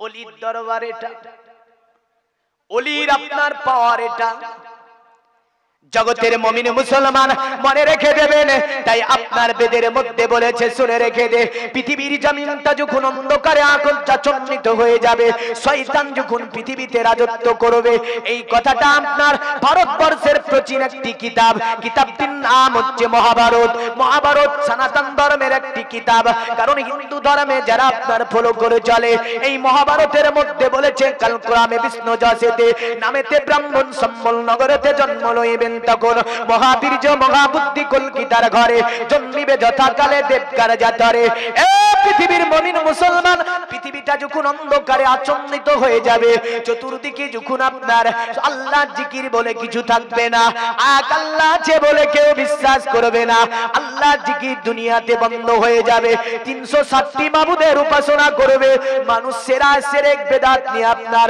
সর্বময় নিমজ্জিত থাকবে সেই সময়তে আল্লাহ পাক দুনিয়ার জমিনে পুরোহিতরা বলছে দুনিয়ার জমিনে বিষ্ণু যশের ঘরে এমন একটা জায়গাতে মরুভূমির এলাকাতে এমন একজন মানবকে দুনিয়াতে পাঠিয়ে দেবে এমন একজন মানবকে দুনিয়াতে পাঠিয়ে দেবে ওই মানবটা দুনিয়াতে আসবে আসার পরে দুনিয়াকে লাইট দেবে সমগ্র পৃথিবীকে আলোকিত করবে সমগ্র পৃথিবীকে লাইট দিয়ে দেবে মানুষকে মানুষ হিসাবে যিনি প্রতিষ্ঠিত করবে পৃথিবীকে যিনি বাসযোগ্য করে তুলবে পৃথিবীকে একে অপরের বাপের সম্মান যিনি বুঝিয়ে দেবে, বাপ মায়ের সম্মান যিনি বুঝাবে, এমন করে সন্তান হয়ে মায়ের সঙ্গে আচরণ, বাবার সঙ্গে আচরণ, ভাই ভাইয়ের সঙ্গে আচরণ, পাড়া প্রতিবেশী কেমন করে আচরণ, সমস্ত কিছু যিনি শিখাবে।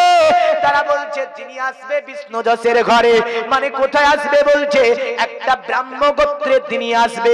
ব্রাহ্মণ শব্দটি হচ্ছে সংস্কৃতি শব্দ। যদি বেদ থেকে এর মানে করতে যান, এই সংজ্ঞাটার ডেফিনিশনটা এই হবে। বেদে বলছে ব্রাহ্মণ তারা যারা পৃথিবীর জমিনে আল্লাহর ইবাদতে নিজেকে মনোনিবেশন করলো, পৃথিবীতে তারাই হবে ব্রাহ্মণ। কিন্তু আমাদের আপনার সনাতন ধর্মে ব্রাহ্মণ বলে একটা জাতি আছে, বুঝলেন, ওটা খুব সম্মানীয় জাতি। আর ব্রাহ্মণ তাকেই বলা হয় পৃথিবীতে যারা আল্লাহর ইবাদতে নিজেকে মনোনিবেশন করবে, নিজের জীবনটাকে আল্লাহর ইবাদতে কাটিয়ে দেবে, ওই ব্যক্তি হচ্ছে পৃথিবীতে ব্রাহ্মণ। এটা বেদে বলেছে ব্রাহ্মণের সংজ্ঞা। কিন্তু এখন তো তা নাই, আর না আছে তা নাই। কারণ এমন কিছু মন্ত্র আছে বেদে যে যদি পড়া হয় তোরা রেগে যাবে নিজে নিজে। ওই যে বললাম না, আল্লাহর ছবি আঁকা যায় না, মূর্তি তৈরি করা যায় না। ওরা মানবে গো? মানবে?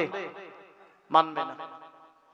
নতুন কথা করে পেয়েছে, আমাদের পুরোহিতরা কোনোদিন বলেনি টুংটুঙ্গি বাজিয়েছে আর ফলমূল নিয়েছে আর আর খা খা খা, আর খারে না রে খা, খাবে না তো ও খা, শেষের দিকে বেগের মধ্যে নিয়ে বাড়ি গেছে।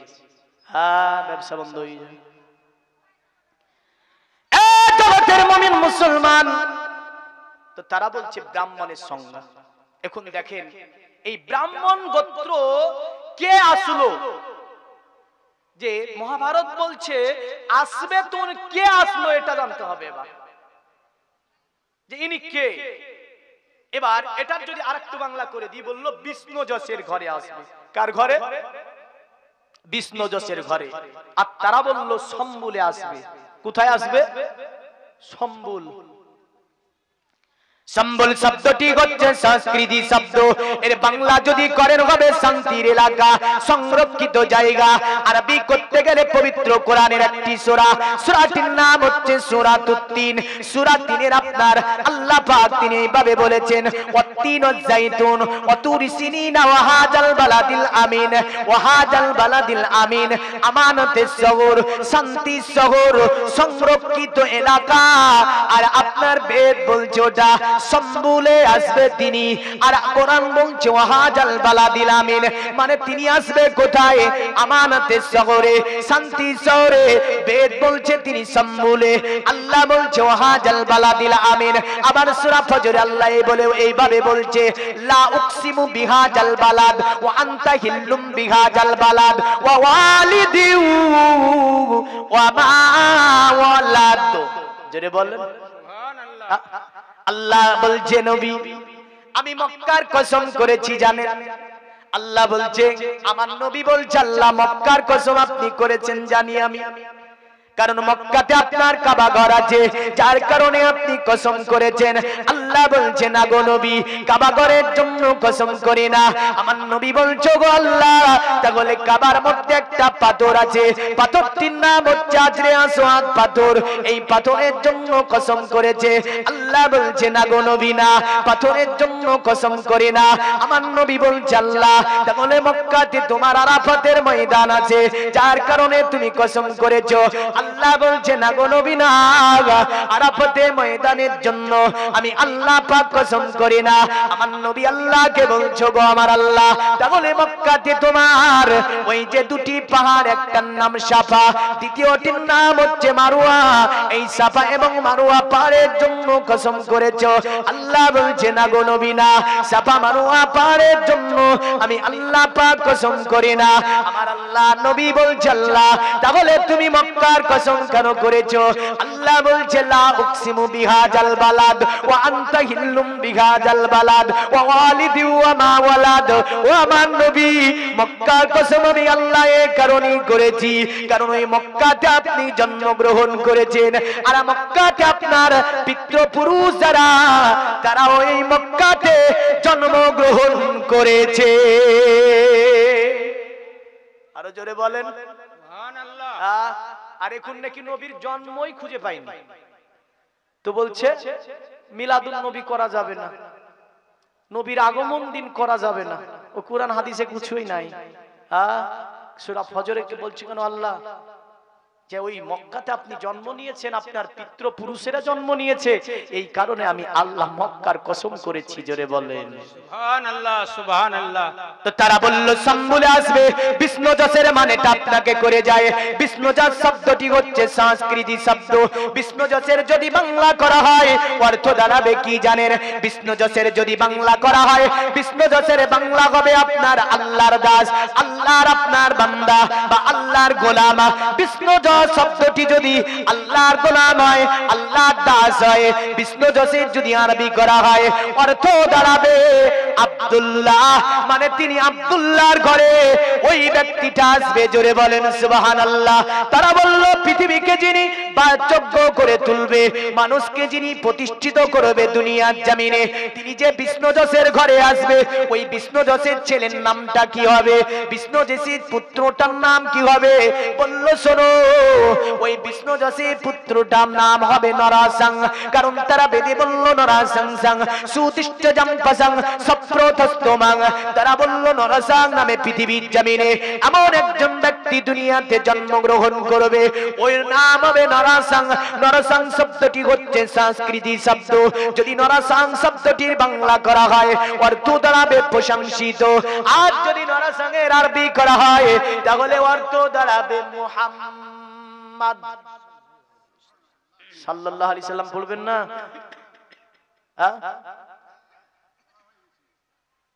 অর্থ কি হবে? মুহাম্মদ। তো এখানে বলল বিষ্ণু যশ আর নরাসং। বাবার নাম হবে বিষ্ণু যশ, যিনি অন্ধকারকে দূরভীত করবে, দুনিয়ার অন্ধকারকে যিনি দূরভীত করবে, পৃথিবীকে যিনি বাসযোগ্য করে তুলবে, মানুষকে মানব হিসাবে যিনি প্রতিষ্ঠিত করবে, তিনি হচ্ছেন নরাসং, বিষ্ণু যশের ছেলে। সুবহানাল্লাহ বলেন। হ্যাঁ, তো বলছে পণ্ডিত, ওগো পণ্ডিত, পরিচয় তো দিলেন সম্বলে আসবে, অর্থগুলো বাংলা করে দিচ্ছ, ওগুলো মুখস্থ থাকলে হবে, এগুলা মুখস্থ থাকবে না আপনাদের। বলল সম্বলে আসবে, বাবার নাম হবে বিষ্ণু যশ আর ওনার নাম হবে নরাসং। ওগো পণ্ডিত দয়া করে বলবে, তুমি গ্রামের নাম শহরের নাম বললে সম্বল, বাবার নাম বললে তুমি বিষ্ণু যশ, ছেলেটির নাম হবে যিনি দুনিয়াকে আলো দেবে, অন্ধকারকে যিনি দূরভীত করবে, ওনার নাম হবে অতএব নরাসং। তাহলে ওনার মা কে হবে? ওনার মায়ের নামটা কি হবে? বলল শোন, ওনার মায়ের নামটাও তোদেরকে বলে যায়, কারণ ওই মহিলাটা বড় ভাগ্যবতী হবে, ওই মহিলাটা বড় অতএব আদর্শবান হবে। কারণ নারী যারা হবে তারা আদর্শবানী হওয়া যায়, পুরুষ যারা হবে ওরা আদর্শবানী হওয়া যায়। আমাদের সমাজে মনে করেছে পুরুষেরা যে আমরা হয়তো চাকরি পরে ঘুরবো আর মেয়েরা পোশাক পরবে। আছে না নাই গো? নাই? ওটা নাকি আধুনিক সভ্যতা। সেদিন একজনকে আমি দেখছি, নাম বলবো না, মানে মিডিয়াতে যাবে, তখন ওই ব্যক্তি শুনে বলবে আমার কথা তো মৌলভী সাহেব সব জায়গায় বলে বেড়ায়, তাহলে নাম বলা যাবে না, কারণ ও তো শুনতে পারে ওয়াজটা। আমাদের পরিবারের স্টাইলটা কেমন জানেন তো? ছেলেরা চাকরি মানে ওই আন্ডার যাকে বলছে ওটা পরে শুধু রাস্তা রাস্তা গায়ে একটা গিয়েও মনে জোটে না, কোনো পোশাক নাই, রাস্তা রাস্তা ঘুরে শরীয়ত কি বলেছে ব্যাপারে এটা জানতে হবে না? হবে না? জানতে হবে। আজকে শরীয়ত শুধু আমার যে দিন ইসলামে কথাটা বলেছে তা নয়, বেদের মধ্যে নিয়ে একটা মন্ত্র এইরকম ভাবে আছে, কেমন জানেন তো? অদং তসব্বে মপ্রি সনাতং পদকো হর মাতে কসফলক দসন্তসারি ব্রহ্ম ভুবিত। তারা আপনার বলল শুনে রেখে দে, অদং তসব্বে মপ্রি সনাতং পদকো হর, পৃথিবীর জমিনে পুরুষ এবং নারী তারা উভয় রাস্তা দিয়ে যখন চলাচল করবে, উভয় যেন পোশাকে আবৃত ভাবে চলাচল করবে। সুবহানাল্লাহ বলবেন না? পুরুষ এবং নারী উভয়। বললো মাতে কসপ্রক দশন্ত সারি ব্রহ্ম ভুবিত। পণ্ডিতকে যখন জিজ্ঞাসা করেছিল, গো পণ্ডিত আপনি বললেন পুরুষ এবং নারী যখন রাস্তাতে চলাফেরা করবে উভয়ে অতএব পোশাকে আবৃত হবে, পুরুষ কত দূর পড়বে, নারী কত দূর পড়বে? বলল শোন, নারী কত দূর পড়বে? মাতে কসপ্রক দশন্ত সারি ব্রহ্ম ভুবিত। মা অত দূর পড়বে, নারী অত দূর পড়বে। নারী যারা হবে তাদের মাথার তালু থেকে নিয়ে পায়ের তালু পর্যন্ত যেন পোশাকে আবৃত হবে। নারী যারা হবে তারা রাস্তাতে যখন চলাফেরা করবে তাদের চলন হবে সংযমী। তারা যখন চলবে পা যুগলের দিকে তাকিয়ে তাকিয়ে চলবে, কদমগুলো আস্তে আস্তে ঘুরে চলে চলে চলে পড়বে। আর যে নারী এর বিপরীত ধীরে ধীরে ঘিরে ধীরে রাস্তাতে চলবে, কারণ হরিণের মতো ইদিক উদিক ঘুরে ঘুরে দেখবে। আর যার চলনে অন্য পুরুষ আকৃষ্ট হবে, বেদ বলছে পৃথিবীর জমিনে ওটা নারী নয়, ওটা হচ্ছে দ্রুত শগুনের মতো। ওটা নারী নয়, ওই নারীটা হচ্ছে ধূর্ত শগুন। কারণ মা কে হবে বলে মাতে কসপ্রক দশন্ত সারি ব্রহ্ম ভুবিত। আর মা যিনি হবে, নারী যিনি হবে, মহিলা যিনি হবে, সে পোশাকে আবৃত ভাবে সংযমী চলাফেরা করবে, ওটাই হবে পৃথিবীতে নারী। জোরে বলেন সুবহানাল্লাহ। এটাই তো আমার ইসলামও বলেছে, না বলেনি? এটাও আমার ইসলাম বলেছে। তাহলে আমাদেরকে পোশাক কতদূর পরতে হবে? একটা পুরুষ হালকুম থেকে নিয়ে সাতরে আওরাত হচ্ছে হাঁটুর নিচ পর্যন্ত। হাঁটুর নিচ পর্যন্ত একটা পুরুষের এটা সাতরে আওরাত। বিনা কারণে বের করতে পারবে না।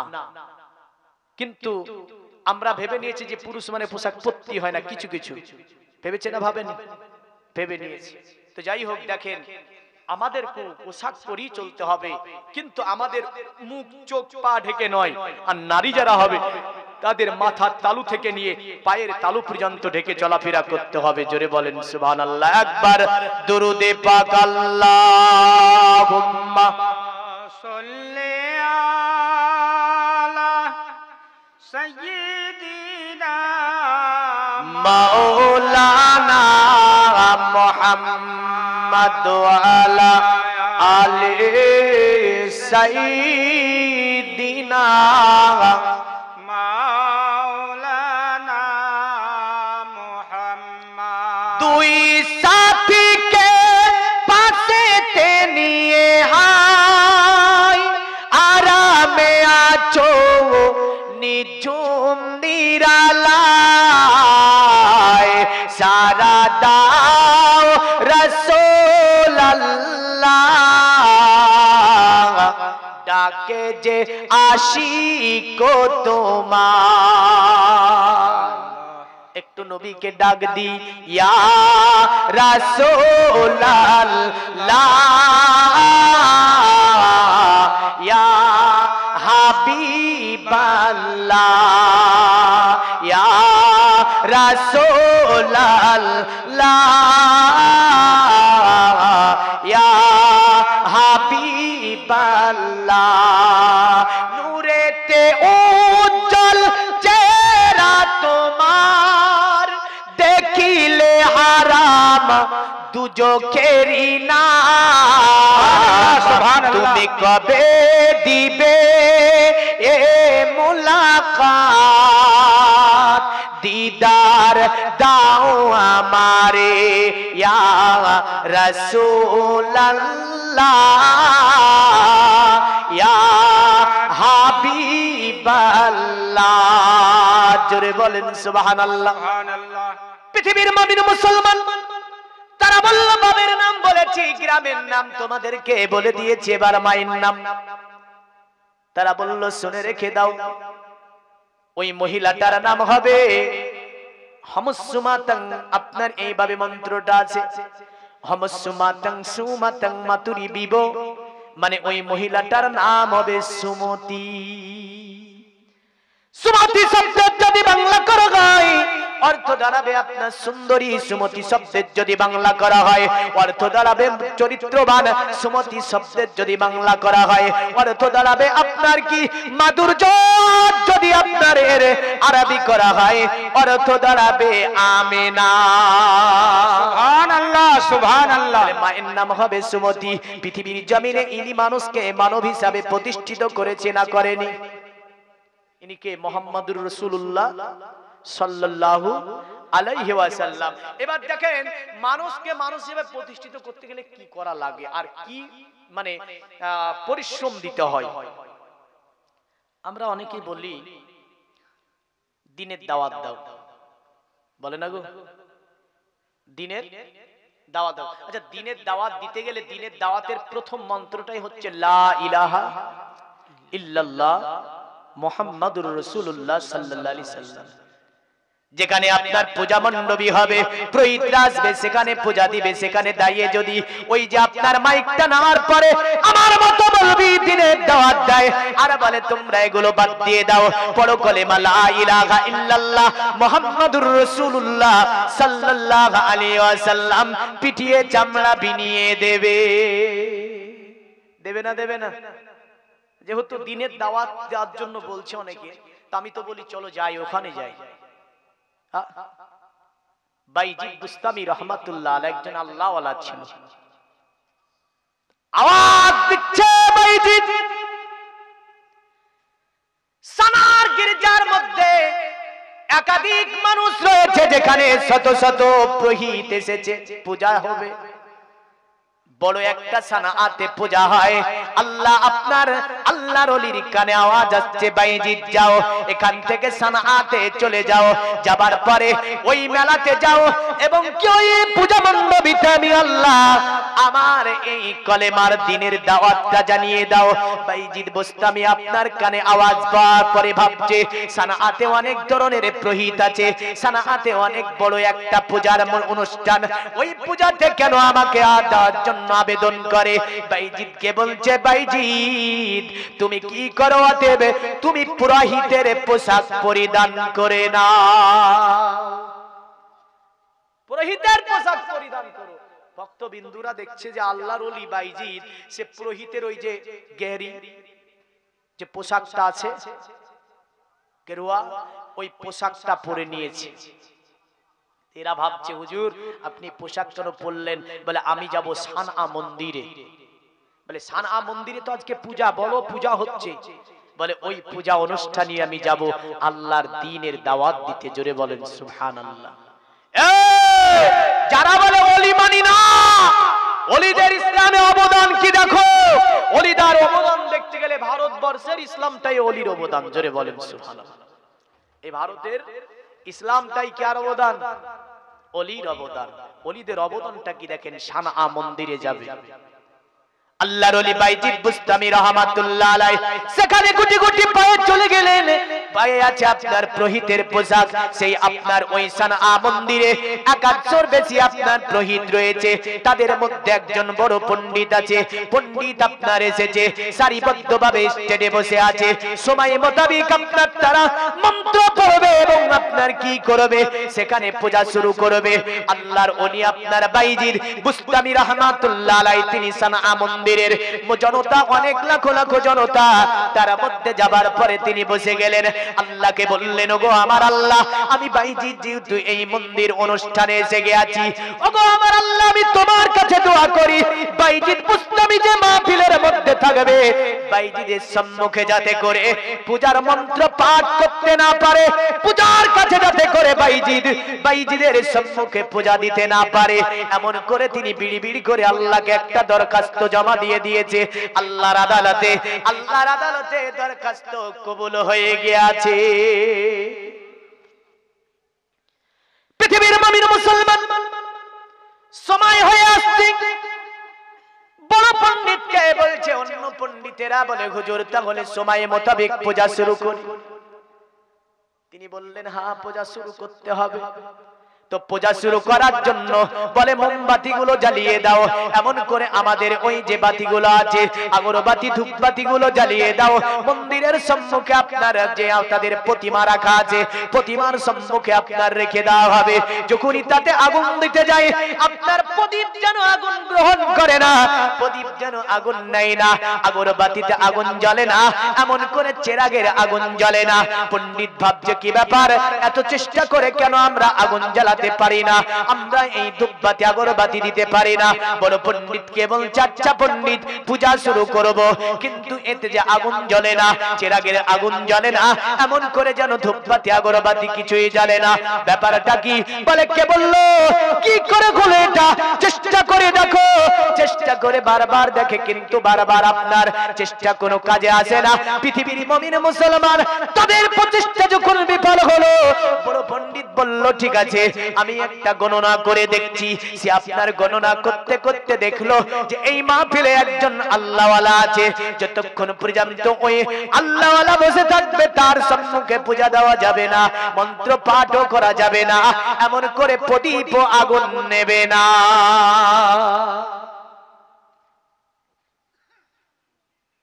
তো বলছে থামো। স্টেজের উপরে দাঁড়ালো, জনতার মধ্যে এলান করে, শোনো জনতা, এই জনতার মধ্যে উম্মতে মুহাম্মাদি কে আছে দয়া করে বলবে। আল্লাহর কসম দিয়ে বলছি, ওই মুহাম্মাদের কসম দিয়ে বলছি, যদি কেউ থাকো দাঁড়িয়ে যাবে, একটু দাঁড়িয়ে যাবে। আল্লাহর ওলি বাইজিদ বুস্তামি রাহমাতুল্লাহ আলাইহি জনগণের মধ্যে নিচের দিকে মুখ করে তিনি যেন আল্লাহর কাছে বিড়বিড় করছেন, আল্লাহর জিকির আজকার করছেন। সেখানে পাশের মানুষেরা ভাবছে হয়তো কোথাকার পণ্ডিত হবে, ছোটখাটো পণ্ডিত আমাদের এখানে এসে বসে আছে। কিন্তু বাইজিদ বুস্তামি তার উপরে যখন আল্লাহর কসম দিয়েছে, রাসূলের কসম দিয়েছে, তিনার কানে আওয়াজ গিয়ে গিয়েছে, তিনি সঙ্গে সঙ্গে দাঁড়িয়ে গেলেন। আল্লাহুম্মা সাল্লাল্লাহু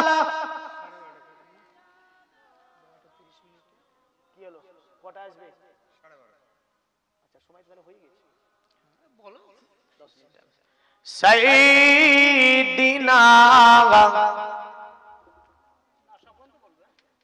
তো যাই হোক ব্রাদার ইসলাম, একজন আল্লাহর ওলি আমার পরে পরে চলে আসছে। আমি জানি না, আমি আজকে উঠেছিলাম কি ওয়াজ করব বলেন ঠিক করিনি, কোনো মাহফিল ঠিক করি না, কি জানি আল্লাহর তরফ থেকে যেন ওলির ঘটনাগুলোই আমার কাছে এসে গেল। তার সাথে আমি কিছু বেদ নিয়েছি, কোরআনের কিছু আমি আলোকপাত করেছি। ধৈর্য সহকারে যিনারা বাইরে আছেন তিনাদেরকেও বলবো এসে যাওয়ার জন্য। খুব তাড়াতাড়ির মধ্যে একজন আল্লাহর ওলি এই স্টেজে হাজির হবে। জোরে বলেন সুবহানাল্লাহ। যা আপনারা শুনেছেন প্রচারে বা হ্যান্ডেলের মধ্যে নাম দেখেছেন আল্লাহওয়ালা, তিনি খুব তাড়াতাড়ি এসে যাবে। তো যখনই আল্লাহর কসম দিয়েছে, রাসূলের কসম দিয়েছে, সঙ্গে সঙ্গে ওই ব্যক্তি আল্লাহর ওলি বাইজিদ বুস্তামি দাঁড়িয়ে গেল। জোরে বলেন। বাইজিদ বুস্তামিকে দেখে অন্য লোকেরা বলছে মেরে দেবো একে। মারবে না, মারবে না গো? হ্যাঁ, বড় পণ্ডিত বলছে শোন, যে ব্যক্তি মাহফিলে বসার কারণে মোমবাতিতে আগুন দিতে পারিস না, চিরাগ জ্বালাতে পারিস না, ওই ব্যক্তিকে যদি মারিস মারতেও পারবি না। না পারা যাবে? পারা যাবে না, কারণ তাদের কাছে আধ্যাত্মিক শক্তি এত বেশি আছে, আমার আল্লাহ এত ক্ষমতা আধ্যাত্মিক ভাবে তাদেরকে দিয়েছে যে তারা পৃথিবীর জমিনে একজন আক্কানি ওলি যদি রাস্তা দিয়ে চলতে শুরু করে দেয়, যদি আপনার তারা চলন্ত পানিকে হুকুম করে, আল্লাহর হুকুমে দাঁড়িয়ে যাবে। কারণ আল্লাহ বলেছে আমি যার হয়ে যাব ও আমার হয়ে যাবে, অতএব যে আমার হবে আর যে ব্যক্তি আমাকে জপবে আমিও তার হয়ে যাব। আর আমি আল্লাহ যখন কারো হয়ে যাব, পৃথিবীর সব সৃষ্টিগুলো তার গোলাম স্বীকার করবে, কারণ আমি আল্লাহ যেহেতু তার হয়ে গেছি। পৃথিবীর জমিনে কেউ যদি বলে মৌলভী সাহেব কোরআন থেকে কি আপনি কোনো একটা রেফারেন্স দিতে পারবেন, চলুন একটা রেফারেন্স দেওয়ার পরে আবার আপনাকে ঘটনায় নিয়ে আসছি। পবিত্র কোরআন সূরাটির নাম হচ্ছে সূরাতুন নামাল। কি নাম? সূরা নামাল। নামলুন শব্দের অর্থ হচ্ছে পিপিলিকা। কি গো? পিপিলিকার নামে একটা সূরার নামকরণ করা হয়েছে, যেমন মৌমাছির নামে একটা সূরার নামকরণ করা হয়েছে সূরাতুন নাহাল। নাহলুন শব্দের অর্থ হচ্ছে মৌমাছি। আচ্ছা, গভীরা পোকার নামে কোন সূরার নামকরণ করা হয়েছে জানেন? মনে মনে তো ভাবছেন কোরআন শরীফ পড়া জানেন, মৌলভী সাহেব কি গায় রে? হ্যাঁ, গোবরা পোকার আরবি কি? মুখান্নাসাতুন, মানে হচ্ছে গোবরা পোকা। এই মুখান্নাসাতুন নামে কোন সূরা নাজিল হয় নি, কিন্তু মৌমাছির নামে সূরা নাজিল হয়েছে। আজকে যারা এখানে বসেছে এসেছে তারা মৌমাছির মতো, আর যারা শুধু বাজার ঘুরে পালিয়েছে ওরা হচ্ছে গোবরা পোকার মতো।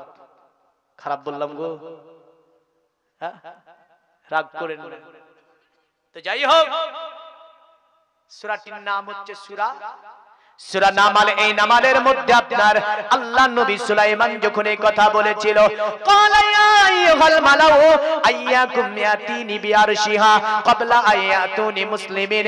এ আমার সম্প্রদায়, আমার অতীব সহচরেরা, বিলকিস রানীর সিংহাসনটি সাবা শহর থেকে কে আনতে পারবে? একটা জিন দাঁড়িয়ে গেল। পবিত্র কোরআনে এইভাবে আল্লাহ পাক বলেছে, ক্বালা ইফরিতুম মিনাল জিন্নি আনা আতিকা ক্বাবলা আন তাকুমা মিন মাকামিকা ওয়া ইন্নী আলাইহি লাকাবিরুন আমিন। জিনটা দাঁড়িয়ে বলছে, সুলাইমান, ওই সাবার রানী বিলকিসের সিংহাসন আপনার দরবারে আমি আনয়ন করে দেব, এই শক্তি আমার আছে। আল্লাহর নবী সুলাইমান নারাজ হয়ে গেলেন। নবী সুলাইমান তিনি নারাজ এই কারণেই হলেন কারণ তিনি বলেছিলেন, তুই শক্তির অহংকার দেখাস, শক্তির গৌরব দেখাস, বল কতটা সময় লাগবে? বলল, সাবার রানী বিলকিস আপনার দরবারে আসার পূর্বেই সিংহাসন হাজিরি হয়ে যাবে। সুবহানাল্লাহ বলতে হবে না এখানে? আমি বলতে বলেছি নাকি? এখানে যেখানে বলতে বলছি সেখানে বলছেন না। একটা জিন বেয়াদবি করেছিল এখানে। এখানে তাফসীরের মধ্যে লেখা আছে একটা খাবিশ জিন ছিল। তো এই জিনটা বলেছিল এই শক্তি আমার আছে। তো সুলাইমান আলাইহিস সালাম বলল, এর পূর্বে কে আনতে পারবে? কোরআন বলছে, ক্বালাল্লাযী ইনদাহু ইলমুম মিনাল কিতাবি আনা আতিকা বিহি ক্বাবলা ইয়ারতাদ্দা ইলাইকা তারফুকা ফালাম্মা রাআহু মুস্তাকিরান ইনদাহু ক্বালা হাযা মিন ফাজিলি রাব্বি। জোরে বলেন সুবহানাল্লাহ। একটা মানুষ দাঁড়িয়ে গেল। ওই মানুষটা দাঁড়িয়ে গিয়ে বলল, নবী সুলাইমান, ওই সাবার রানী বিলকিসের সিংহাসন আপনার দরবারে আমি আনয়ন করে দেব। আপনার জিজ্ঞাসা করলো কতটা সময় লাগবে? বলল, সাবার রানী বিলকিসের সিংহাসন আমার আনতে আপনার চোখের পাজাল ফেলতে যতটা সময় লাগবে তার পূর্বেই সিংহাসন আপনার দরবারে এসে হাজির হয়ে যাবে। জোরে বলেন সুবহানাল্লাহ। এই কথা বলতে না বলতে সিংহাসনটি হাজির হয়ে গেল। কোরআন বলছে, ফালাম্মা রাআ, সঙ্গে সঙ্গে সিংহাসনটি যেন আল্লাহর নবী সুলাইমান আলাইহিস সালাম দেখতে পেলেন। তিনি বললেন, ক্বালা হাযা মিন ফাজলি রাব্বি, এটা আমার আল্লাহ পাকের ফজল কারাম যে সাবার রানী বিলকিসের 7 দরজায় তালাবন্ধ সিংহাসন তোমার অতএব এইভাবে এসে গেল।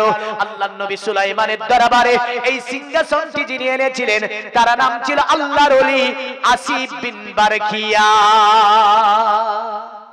জোরে বলবেন না সুবহানাল্লাহ? কি নাম ছিল? আসিফ বিন বারখিয়া।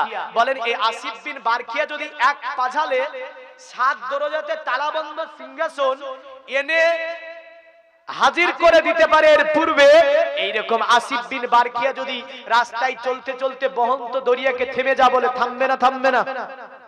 এইরকম আসিফ বিন বারখিয়া জঙ্গলের মধ্যে যেতে যেতে বাঘকে যদি বলে, হিংস্র বাঘ, তুই আমার এই বোঝটা বাড়ি পৌঁছে দিয়াই, বলেন তো পৌঁছাবে কি পৌঁছাবে না? এইরকম আসিফ বিন বারখিয়া রাস্তা দিয়ে চলতে চলতে যদি কোথাও আগুন জ্বলতে থাকে, আল্লাহর নাম করে যদি আগুনে হাত দিয়ে দেয়, আগুন তাকে জ্বালাবে না? না জ্বালাবে? জ্বালাবে না। এইরকম আপনার আল্লাহর ওলি আপনার কে ছিল? বাইজিদ বুস্তামি রাহমাতুল্লাহ আলাইহি। বাইজিদ বুস্তামি রাহমাতুল্লাহ আলাইহিকে মারার জন্য সকলে রেডি হয়ে গেছে। আল্লাহর ওলি বাইজিদ বুস্তামিকে মারার জন্য রেডি হয়েছে। বড় পণ্ডিত বলল, মারিস না রে, একে মারতে পারবি না, কারণ এর কাছে এমন আধ্যাত্মিক শক্তি আছে, এ সাধারণ কোনো মানুষ নয়। অতএব আমি তার সঙ্গে কিছু সালা পরামর্শ করব, যদি ওই পরামর্শতে হেরে যায় আমি অঙ্গীকার করব, তার ধর্মটা মেনে নেব। আর যদি সারা পরামর্শতে যুক্তি তর্কে যদি আমি তাকে হারাতে পারি, আমার ধর্মে তাকে করাবো। এমন যুক্তি দিয়ে, প্রেম দিয়ে যদি তাকে, যদি জ্ঞান দিয়ে যদি তাকে হারিয়ে দিতে পারি, নিশ্চয়ই সে আমাদের কাছে পরাজিত হবে। আর যদি হারাতে না পারি, তাহলে আমাদেরকে পরাজয় বরণ করতে হবে। কিন্তু পণ্ডিত জানেরা, আল্লাহর ওলি বাইজিদ বুস্তামিকে আমার আল্লাহ কত জ্ঞান দিয়েছিল। কারণ আল্লাহর ওলি তারা হয় যারা পৃথিবীর জমিনে আল্লাহর দাসত্ব করে ইলমে লাদুন্নি প্রাপ্ত হয়ে যায়। তো যুক্তি তর্কে হারাতে হবে, জ্ঞান দিয়ে হারাতে হবে। বললে এই উম্মতে মুহাম্মাদি, তুমি আমার কাছে এসে, বড় পণ্ডিত বলছে, বললেন যে পূজা মণ্ডপীতে শত শত পণ্ডিতের মধ্যে যে মেন পণ্ডিত, ওই পণ্ডিতটা বলছে তুমি আমার কাছে এসো। তো দেখেন যে আল্লাহর ওলি বাইজিদ বুস্তামি যে মাহফিলে বসে আছে, ওই মাহফিলে পূজা বন্ধ হয়ে যাচ্ছে। সুবহানাল্লাহ বলবেন না? তাহলে বলেন যে আমার নবী পাক সাল্লাল্লাহু আলাইহি ওয়াসাল্লাম এসেছিল, সেই দিন পূজার অবস্থা কি হয়েছিল? সেদিনকার অবস্থা কি হয়েছিল জানেন? আরে সত্যের বাণী নিয়ে এলো মক্কায়, বাতিল বিদায় হলো তিনারি ছোঁয়ায়। জোরে বলেন। সত্যের বাণী নিয়ে এলো মক্কায়, বাতিল বিদায় হলো তিনারি ছোঁয়ায়। বেদিনেরা কয় পূজা নেই হয়। সুবহানাল্লাহ।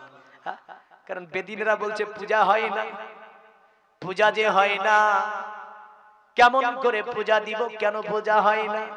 পণ্ডিত বলল আজকে পূজা হবে না, কারণ মক্কাতে আলামিন এসেছে। বেদিনেরা কয় পূজা নেই হয়।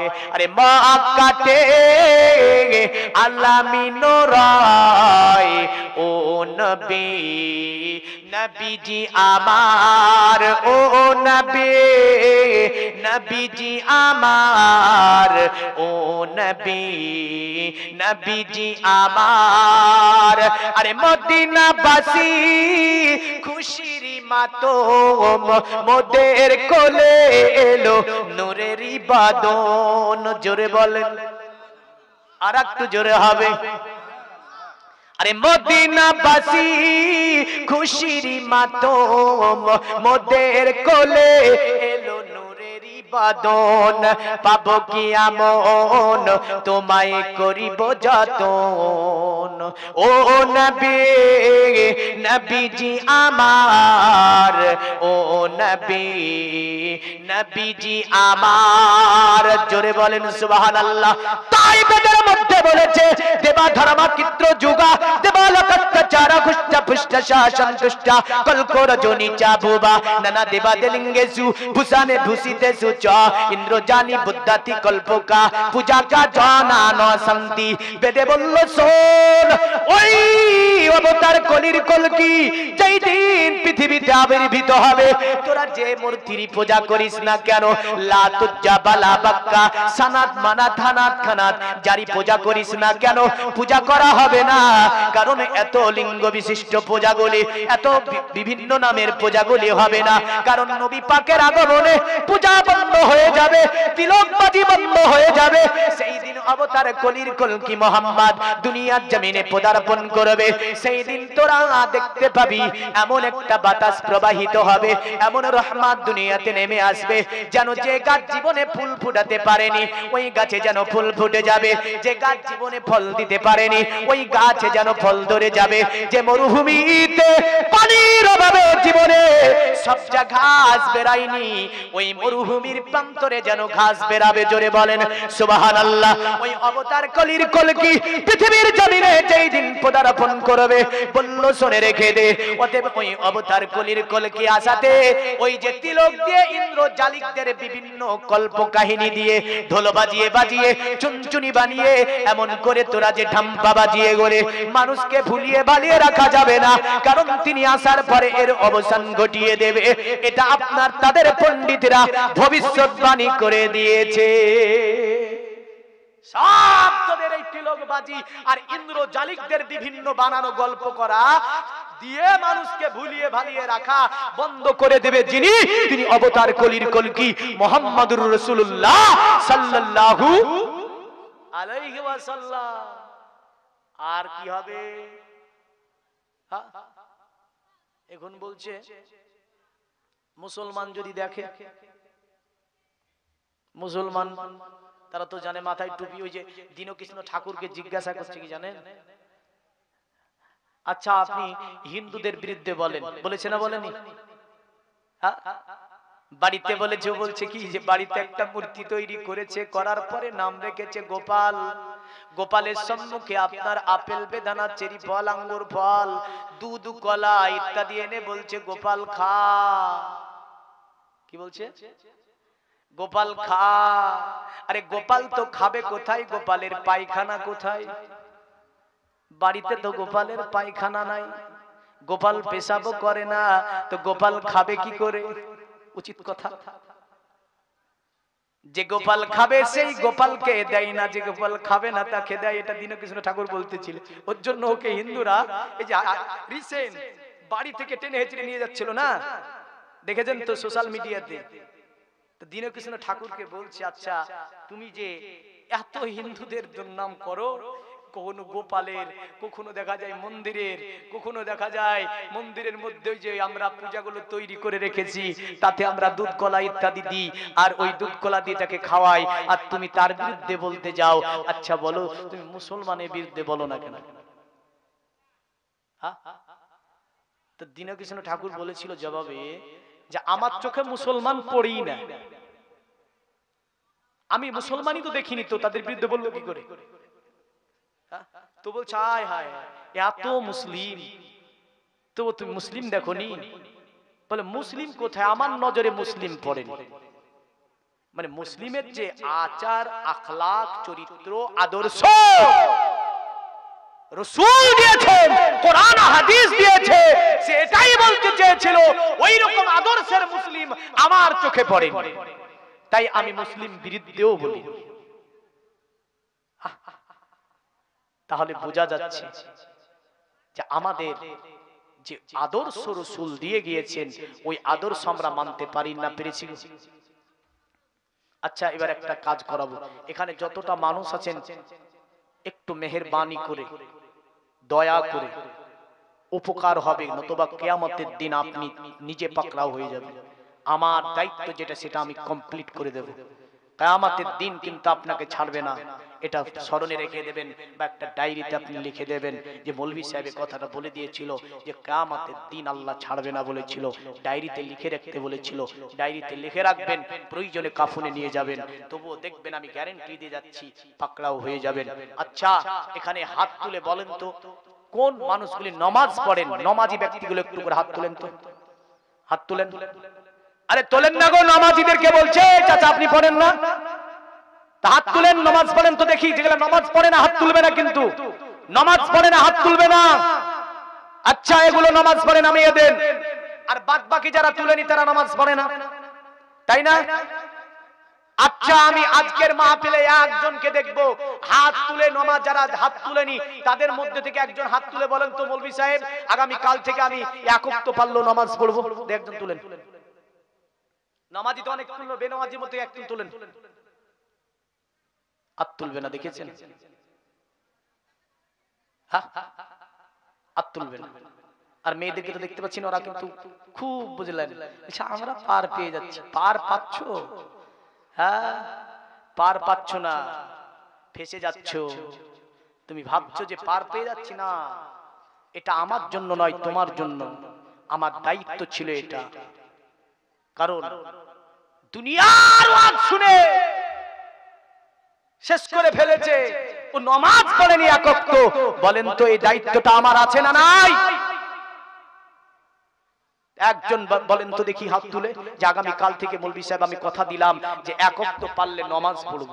5 ওয়াক্ত চাপিয়ে দিচ্ছেন, আস্তে আস্তে ধরবেন। নাই গো একজন যারা বেনামাজি আছেন বলেন তো, তুলবে না? দেখেছেন?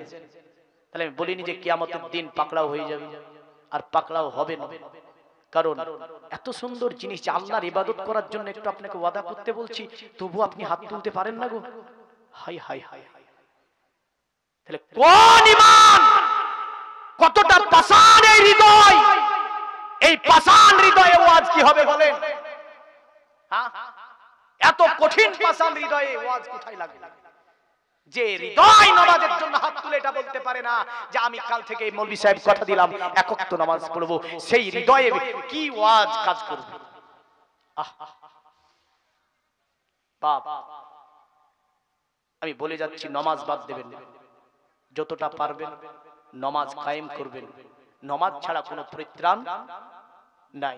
মহিলাদেরকেও বলে যাচ্ছি অবশ্যই নামাজ পড়তে হবে, মেয়ে হোক আর ছেলে হোক, উভয় কি এই নামাজ আদা করতে হবে। তো আমি বলতেছিলাম যেটা, যে পৃথিবীর জমিনটাকে যিনি সুস্থ করে তুলবে, শান্তি বজায় রাখবে, তিনি হচ্ছেন মোহাম্মদ। জোরে বলেন। রাস্তা দিয়ে চলি দেখতে পাওয়া যায়, মুসলিম যদি দেখে আপনার টিটকারি মারে, মাথায় যদি টুপি থাকে আপনার টিটকারি মারে, মুখে যদি দাড়ি থাকে দেখতে পেলে কিছু যুবক ট্রেনের মধ্যে থেকে বলে চাচা পাটের কি দাম ছিল না, বিক্রয় কেন করেননি? পৃথিবীর মুমিন মুসলমান, আপনার কি লজ্জা হয়নি?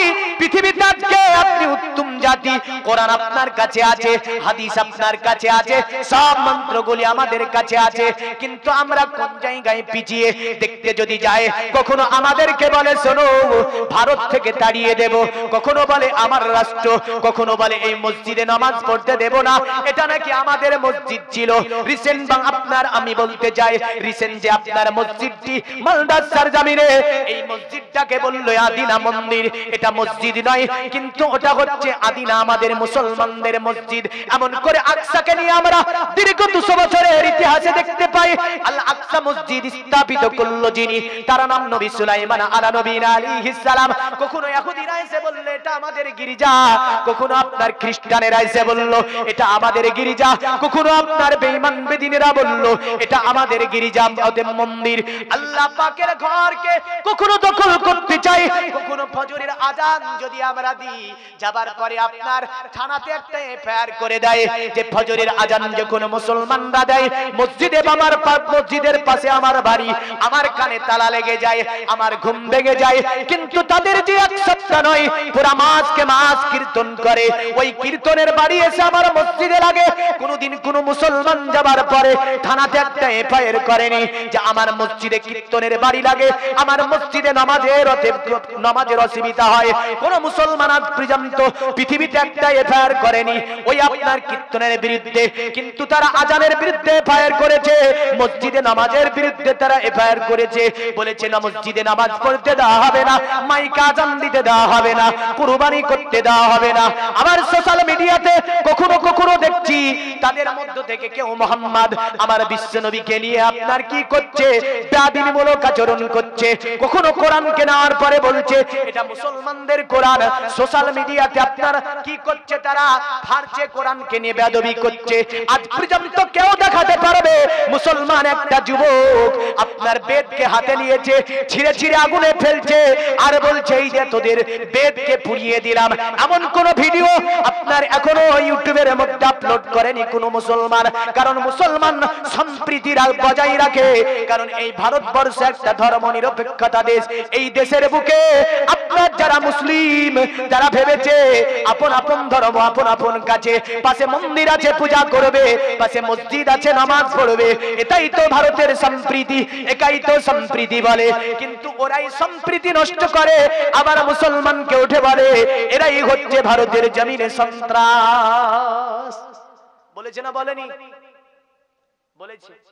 কিন্তু তাদের বেদের মধ্যে বলছে শোনো অথতে সংভবিসন্তি মনংসি বিসাদানিবে বাসুদেবঙ্গরা গাতি পুণ্য বন্দানির স্পিরিজাম পৌরজন পদানংবে অতিস কিলাজুসা তারা বলল শুনে রেখে দে মুহাম্মদ রাসূলুল্লাহর কদমে চলে যাবি মুহাম্মদকে ধরে নিবি নবী যা বলেছে মেনে নিবি কারণ তার সংস্পর্শে গেলে পৃথিবীর জমিনে শান্তি কায়েম হবে পৃথিবীতে যিনি শান্তি প্রতিষ্ঠিত করেছে তিনি হচ্ছে আব্দুল্লাহর ছেলে মুহাম্মদুর রাসূলুল্লাহ নারায়ে তাকবীর, নারায়ে রিসালাত, নারায়ে রিসালাত।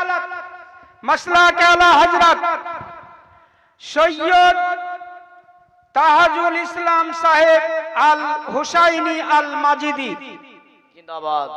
বাসুমাটি, হুগলি মেজো হুজুরের দরবার শরীফ, জিন্দাবাদ। জিন্দাবাদ।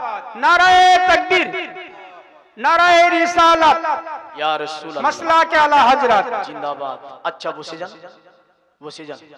এক হুজুর যেহেতু এসে গেছে, আমি যেটা বলতেছিলাম এই ভারত নয় পৃথিবীতে যিনি শান্তি কায়েম করেছে তিনি আব্দুল্লাহর ছেলে মুহাম্মদ সাল্লাল্লাহু আলাইহি সাল্লাম, যিনি সম্প্রীতি শিখিয়েছেন তিনি আব্দুল্লাহর ছেলে মুহাম্মদ সাল্লাল্লাহু আলাইহি সাল্লাম, যিনি শান্তির বার্তা দিয়েছেন তিনি আব্দুল্লাহর ছেলে মুহাম্মদ সাল্লাল্লাহু আলাইহি সাল্লাম।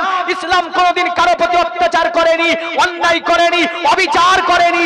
যদি ইসলাম অন্যায়, অবিচার, অত্যাচার করত জেনে রাখতেন ভারতবর্ষের সারজমিনে জুতো সেলাই করা একটা মানুষ পাওয়া যেত না। না যেত গো? যেত। কিন্তু ভারত একটা সম্প্রীতির দেশ। আমি ওই ব্যক্তিগুলোকে বলছি যারা পশুর ন্যায় ব্যবহার করেছে আমার রাসূলকে নিয়ে, যারা পশুর ন্যায় ব্যবহার করেছে কোরআনের সাথে, তাদেরকে নিয়ে বলেছি আমি। কারণ আমরা হচ্ছি রাসূলের উম্মত। দেখেন তো বাইজিদ বোস্তামি রাহমাতুল্লাহ আলাইহির ঘটনা আমি শেষ করতে পারিনি। তো তিনি যেখানে বসেছিলেন তিনার কারণে পূজা পর্যন্ত বন্ধ হয়ে গিয়েছিল। তো বেদ বলছে নবী যেদিন আসবে সেই দিনও পূজা বন্ধ হয়ে যাবে, কারণ সেই দিন পূজা দেওয়া যাবে যাবে না। আল্লাহ রাব্বুল আলামিন আমাদের সকলকে পৃথিবীর জমিনে রাসূলের মহব্বত, রাসূলের ভালোবাসা, রাসূলের প্রেম অন্তরে নিয়ে পৃথিবীতে 5 ওয়াক্ত নামাজ কায়েম করার তৌফিক এনায়েত করে। সকলে বলি আল্লাহুম্মা আমিন। ওয়া আখিরি দাওয়ানা আনিল হামদুলিল্লাহি রাব্বিল আলামিন। বলার মধ্যে ভুল ত্রুটি মার্জনীয়। আসসালামু আলাইকুম ওয়া রাহমাতুল্লাহ।